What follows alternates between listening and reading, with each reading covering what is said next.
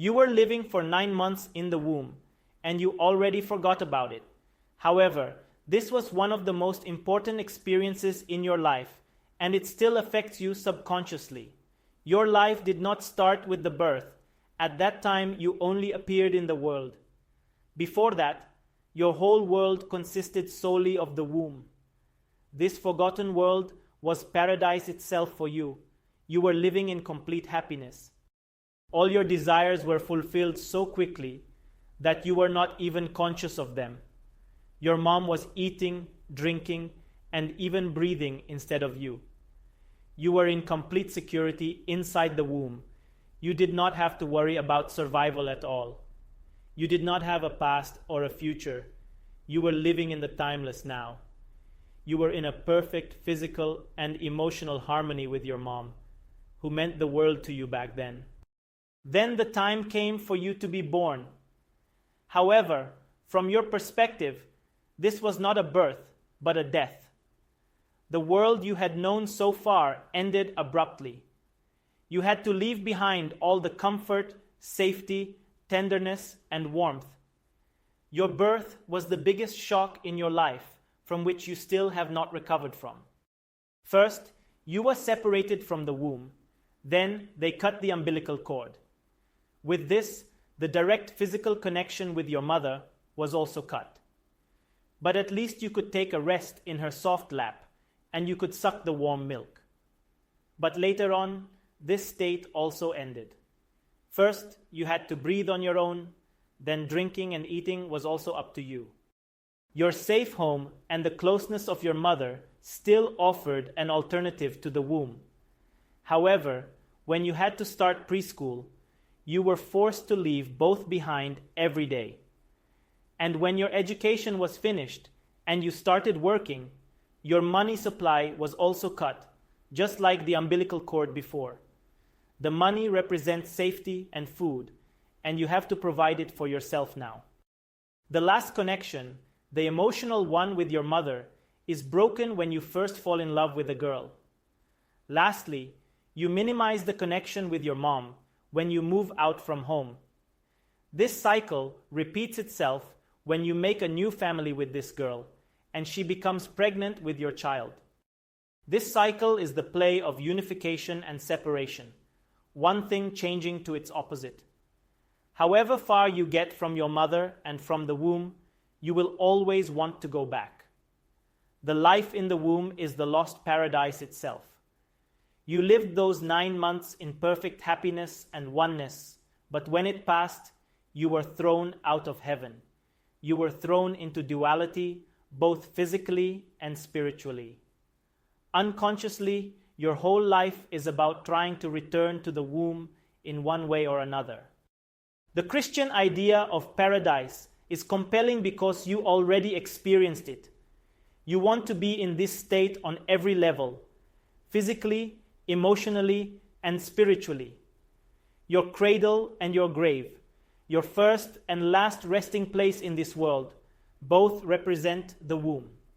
Otherwise, why would people make the coffin soft and comfortable for a dead body that doesn't feel anything?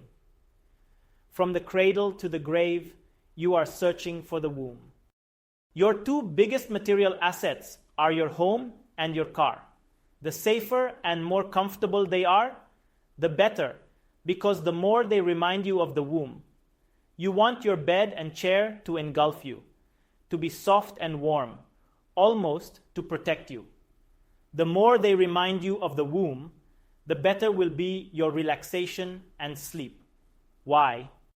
You want everything to be just an arm's length away from you, to fulfill every desire as fast as possible. When you had too much stress in the world, you run back to the loving arms of your mother. But now your mom and the womb are represented by your home, your chair, and your bed. Here you find safety, solace, and peace again in a cruel world. Sometimes you may even light a cigarette. You are not sucking your mom's breast or your finger anymore, but it relaxes you the same way. The warm smoke calms you, just like your mom's warm milk used to. Besides, you connect food with love, because your mother used to breastfeed you. So instead of a cigarette, you may use food as an alternative to get back to the womb. You go out to the beach, listen to the rumbling of the sea, and take a bath in the salty water. Somehow, it feels very good, and the sight of the sea overwhelms you.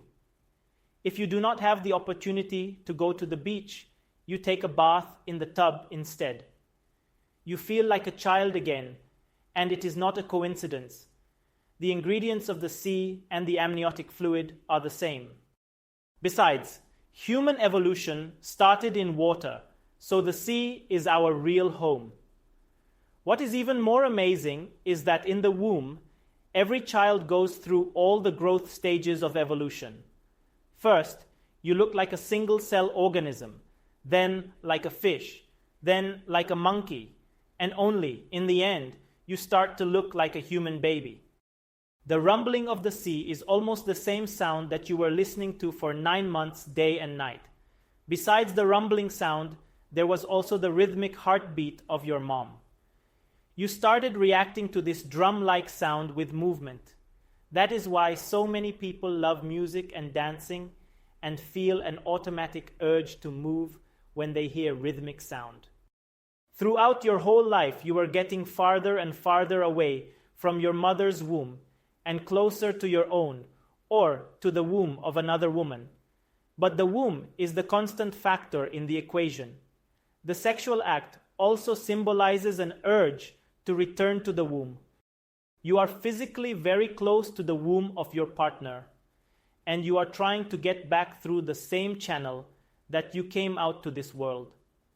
If you are a man, you find the womb outside in your partner. If you are a woman, you are focusing inside on your own body. When you finally reach orgasm, you emotionally reach paradise. You manage to return to your source for a couple of seconds. In the moment of orgasm, the whole world ceases to exist, with all your problems, worries, and doubts. You are in a timeless space filled with darkness. But this darkness is not frightening. It is extremely soothing. Even your ego disappears for a moment. You forget about yourself. You transcend yourself. In fact, all thinking stops, and you just enjoy this pure bliss, with closed eyes alone in the darkness. And when the act ends, your partner hugs you like your mom used to, and you feel the same warmth and comfort. Returning to the womb is not only a physical and emotional, but a spiritual need as well. All the gods of all the religions were born from this single drive. People started inventing gods, driven by this unconscious need. In the womb, your mother was God itself. Although you never met her, she was always there. You could only sense her presence. From your perspective, she was everywhere and nowhere at the same time. You were living inside her, her body was your body, her breath was your breath. There was no definite, clear line that separated you from her. You were living in perfect unity with her, and she took care of you with unconditional love. Since you lost your own personal God after your birth, you have been searching for the same kind of God.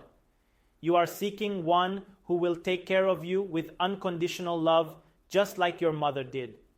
You want to completely depend on this God, just like you could completely depend on your mom. You want to experience the lost unity, safety, and comfort again. You pray to your God to fulfill all your wishes, just like she used to. You want to be a child again with no responsibilities. You want to be a child of God, a child of your mother again. To go further, even the temples were motivated by the need to return to the womb. When you enter a temple, you feel as if entering another world. Everything is stressful, noisy, and chaotic outside. When you enter the temple, calmness descends upon you and fills your soul with awe. You can finally turn your attention to yourself. The weak lights, the structure, and acoustics of the inner space remind you of your time in the womb. However, today's temples are a far cry from a real womb. They are cold instead of being warm. They are too dry, because they are missing the element of water. They contain too many straight lines that represent masculinity. The more a temple resembles a womb, the closer it gets to perfection. It is not possible to return to a real womb, but it is possible to create a womb-like temple. Entering such a temple is a religious experience in itself. In such a temple, the physical, emotional, and spiritual experience of the womb can be easily recreated. When you enter a perfectly womb-like temple, you enter your own inner space at the same time. There is a chance here to meet yourself in a closed, safe environment. Here, you do not have to worry about survival, so your mind can completely relax and even shut down. Here, nothing takes away your attention from yourself. You can only meet yourself in silence. This means the silence of the mind, but also physical silence if you are a beginner in meditation. This temple is also a huge mirror for you, where you can recognize your true face. In the darkness of the temple, you can see your own light. The whole world ceases here, and only you remain. So everything you experience here is coming from your real self, and you can recognize it easily. In this temple, you sink into a meditative state automatically, without any effort. In the womb, you were also mostly sleeping or meditating. Meditation is not an action, it is a state. It is the state of inaction itself.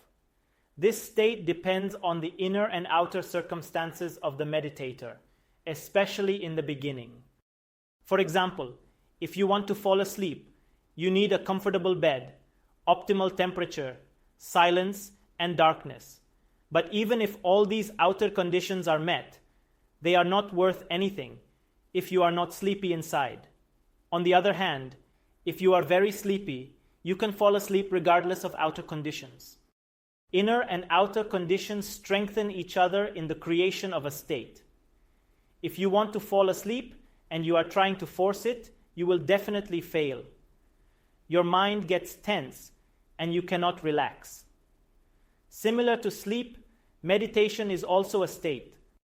You cannot create a state through action, only by creating the optimal inner and outer conditions and then letting it happen. In meditation, your body and mind are completely relaxed, but something inside is awake. This something is called consciousness, the witness, the watcher on the hill. This is your real nature. This is what you have to meet. This is what you have to become. Until such a womb-like temple doesn't exist, you should try floating in a flotation tank. Also called an isolation tank, it is a soundproof chamber with high Epsom salt content where participants float in salt water at skin temperature in pitch black. They were first used by John C. Lilly to test the effects of sensory deprivation.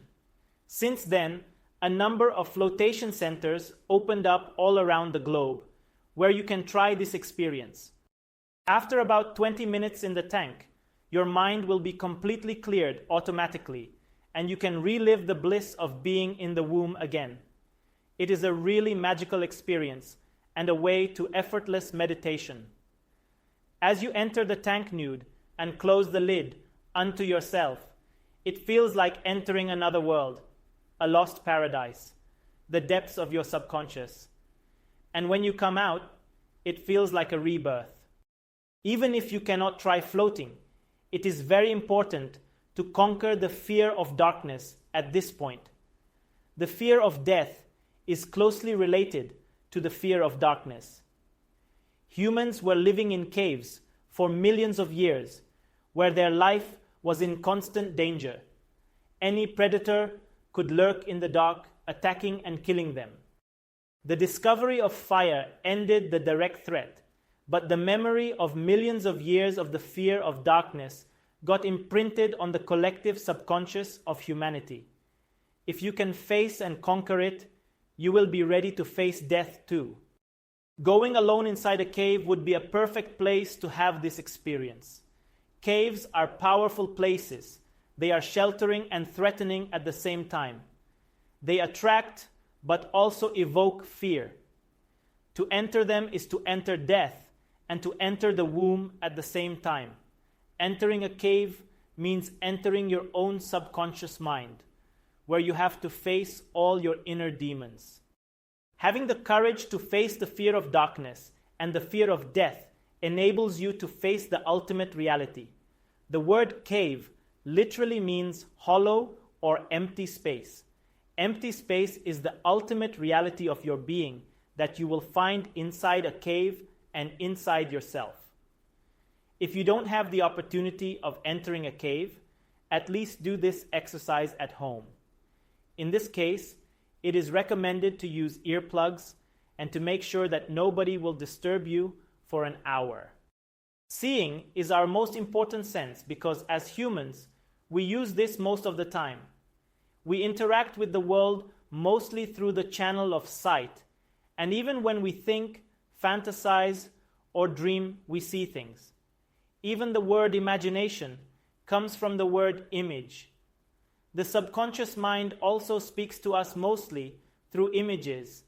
Exactly that is why complete darkness has such a big impact on our consciousness. When our eyes don't get any input, our whole world changes. When you close your eyes, you automatically become sleepy and fall back into a half-awake, half-asleep state that usually precedes sleeping. However, you can pay more attention to yourself with your eyes closed because you are not bothered by the world around you. With your eyes completely closed, your mind starts to dream or daydream. With your eyes open, it starts to wander around the objects of the world. Either way, it is very easy to lose your self-awareness. That is why in Zen meditation, they only partly open their eyes to stay between these two states. They partly close their eyes not to be bothered by the world, but they also partly open it not to fall asleep. This middle state of being relaxed but awake is the goal also in immortology, but there is a more optimal way to accomplish it. You either have to be in a completely dark space or use a mask to put in front of your eyes. You fully open your eyes so you can stay awake, not become sleepy, and not start dreaming or sleeping. But at the same time, you are in complete darkness, so there is nothing that could take away your attention from yourself. It is also important not to move the eyes. Every time you think, you move the eyes, because they are subconsciously connected. If you fix your eyes on a point, the stream of thoughts will also stop. However, in the darkness, there is no point to focus on, so you just have to fix the eyes in one direction and relax them. Try to see the whole darkness at once without moving the eyes. Forget about your fear and know that it is just a subconscious reaction coming from millions of years ago. Being comfortable in darkness is essential for meditation. Meditation requires complete relaxation, and only in total darkness can you completely relax. This is why it is much harder to sleep when the lights are on. You are in total relaxation and in total darkness at both ends of life, before you are born and after you die. Life is full of struggle and tension, both physically and mentally.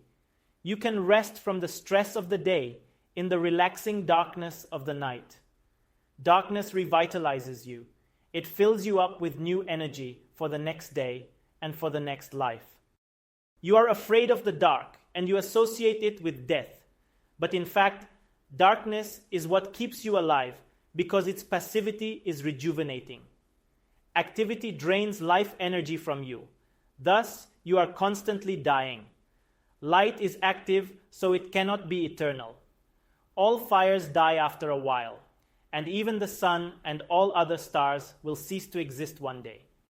Your life as a human is just a momentary flickering light at the infinite expanse of the universe. It is very, very marginal and insubstantial. Still, you love this life, you love this light, and you even imagine God as light. God has always been connected with light in people's fantasies, sometimes as pure light, other times as fire or the sun. It very rarely happened in history that God was seen as darkness. This is because humans are afraid of the dark, but there were some exceptions, like the Essenes. This was an ancient esoteric school, and even Jesus might have belonged to it. According to the Bible, God said, "Let there be light." So it is logical that there were only two things in the beginning, darkness and God. Life and light were created in the womb of darkness, including your life. Your life as a human will also return to darkness in the end. Light passes away, but darkness is eternal. Light can travel very quickly, but it is not infinite. Darkness is always everywhere, in everything and in everyone. Even on a bright day, darkness is silently there, waiting in the background for the sun to go down. Shapes and forms are born in the light, but in darkness, everything is homogeneous. Everything is the same. Everything is one. During your meditation, take a moment to look at your body in total darkness. It has completely disappeared. It became one with everything else. Now you can only feel the body, but cannot see it. It lost part of its reality, so it is easier to realize that you are not your body. Look through your body as if it was just empty space. In fact, it really is, but its shapes and borders create the illusion that it is something. Even when you close your eyes, don't imagine your body, don't see it in your mind. You are so accustomed to its shape that when you don't see it with your real eyes, it still appears when you close them. This is what keeps the fantasy alive.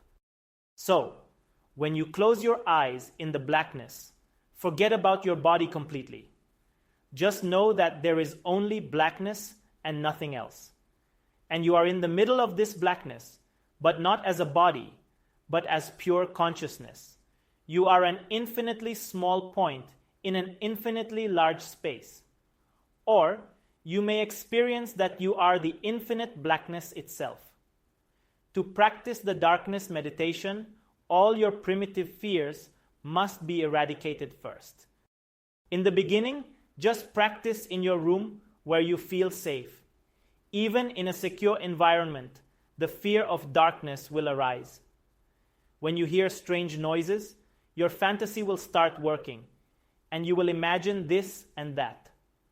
The ultimate test is when you go into a cave alone and spend some time in pitch black. To overcome the fear, have a loving attitude towards darkness. Become friends with blackness. Embrace the darkness. By and by, you will understand its relaxing nature and learn to love its soothing quality. Let the darkness envelop you. Surrender yourself totally. Enter the darkness just like you enter the womb, just like you enter death. When you can totally enter darkness, darkness enters you as well. Just lie down as if you were dead. Stare into the darkness and relax. Soon, all boundaries will disappear and you melt away. It is not only that you are in darkness, but darkness is in you too.